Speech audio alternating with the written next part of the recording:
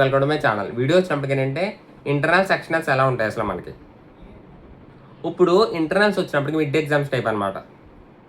Externals వచ్చినప్పుడు sem exams type. అయితే ఇక్కడ మనకి మిడ్ ఎగ్జామ్ ఫస్ట్ మిడ్ చాలామంది సరిగ్గా రాయలేదు, కొంతమంది అసలు అటెంప్టే చేయలేదు. కాబట్టి ఇక్కడ ఇంటర్నల్ కూడా అంతే. ఇంటర్నల్ మీరు సరిగ్గా రాసినా రాయకపోయినా ఎవడ పట్టించుకోవడం మిమ్మల్ని, కానీ మీ ఫ్యాకల్టీ తిడతారు. కానీ ఎక్స్టర్నల్స్ మాత్రం బాగా రాయాలి, ఓకేనా. అంటే ఇంటర్నల్స్ అనేది మిడ్ ఎగ్జామ్స్ టైపు, ఎక్స్టర్నల్స్ అనేది సెమ్ ఎగ్జామ్స్ టైపు. ఎక్స్టర్నల్స్ అనేది పబ్లిక్ ఎగ్జామ్స్తో సమానం, పబ్లిక్ ల్యాబ్స్ అనమాట అవి, ఓకేనా. ఇంటర్నల్స్ అనేది మన కాలేజ్ వాళ్ళు కండక్ట్ చేస్తారు, ఎక్స్టర్నల్స్ అనేది బయట వాళ్ళు వస్తారు, ఇదనమాట, ఓకేనా.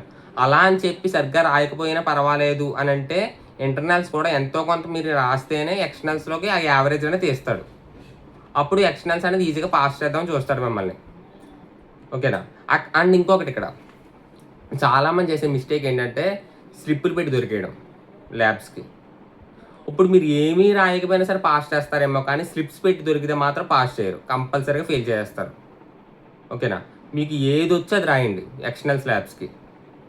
ఇప్పుడు ఫర్ సపోజ్ కెమిస్ట్రీ ల్యాబ్ ఉంది, కెమిస్ట్రీ ల్యాబ్లో 12 ఎక్స్పెరిమెంట్స్ ఉంటాయి. నాకు ఎన్ని ఉన్నాయి నాకు సరిగ్గా ఐడియా లేదు, నేను ఎప్పుడు ఫస్ట్ ఇయర్లో చదివాను. అయితే ఇప్పుడు 12 ఎక్స్పెరిమెంట్స్ ఉన్నాయనుకోండి, ఆ 12లో కనీసం ఏమీ చదవలేను నేను అనుకునే వాళ్ళు కూడా ఒక 6 to 7 చదవాలి కంపల్సరీగా.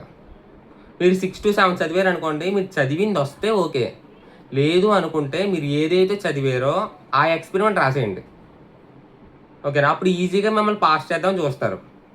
అంతేకాని మీరు ఏదో క్వశ్చన్ స్లిప్ పెట్టేసి ఒక 5 క్వశ్చన్ స్లిప్లు పట్టుకెళ్ళిపోయి ఆ 5 క్వశ్చన్ స్లిప్లు పట్టుకెళ్ళిపోయిన తర్వాత మీరు దొరికేసిన తర్వాత మిమ్మల్ని ఎవడో పాస్ చేయలేడు.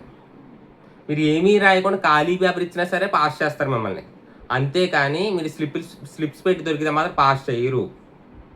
ఇంకొకటి, కొంతమంది తెలివైన వాళ్ళు ఏం చేస్తారంటే నేను చెప్పిన తర్వాత కూడా ఎగ్జామ్కి ఒక్క ఎక్స్పెరిమెంట్ చదువుకుని వెళ్తారు, ఇంటర్నల్ కానీ ఎక్స్టర్నల్ కూడా. ఏది వచ్చినా సరే అదే రాసేస్తామని ఫిక్స్ అయిపోతారు. అది ఎలాగో రాదు, మనం చదివింది ఎలాగో ఎప్పుడు రాదు ఎగ్జామ్కి. కాబట్టి ఏ ఎక్స్పెరిమెంట్ వచ్చినా సరే నేను చదివింది రాసేద్దాం ఫిక్స్ అయి వెళ్ళిపోతారు. సో అలా కూడా చెయ్యొద్దు. కానీ ఒక 5 to 6 ఎక్స్పెరిమెంట్స్ చదవండి, ఓకేనా.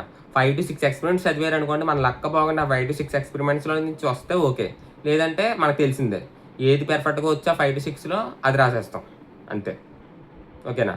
అండ్ ఎక్స్పెరిమెంట్ కూడా చేయాల్సినంత అవసరం కూడా ఏం లేదు, కానీ పేపర్లో మాత్రం రిటర్న్ పార్ట్ అనేది కంపల్సరీగా ఉండాలి. ఏదో ఒకటి అటెంప్ట్ చేయాలి, ఓకేనా. ఏమీ అటెంప్ట్ చేయకపోతే ఒక్కోసారి మిమ్మల్ని పాస్ చేయొచ్చు, పాస్ చేయరు ఒక్కోసారి. కాబట్టి పేపర్లో రిటర్న్ పార్ట్ అనేది ఎంతో కొంత ఉండాలి, ఓకేనా. అందుకే మీరు చదివింది ఏదైతే చదువుతారో ఆ ఎక్స్పెరిమెంట్ రాసేయమని చెప్తున్నాను, అదనమాట.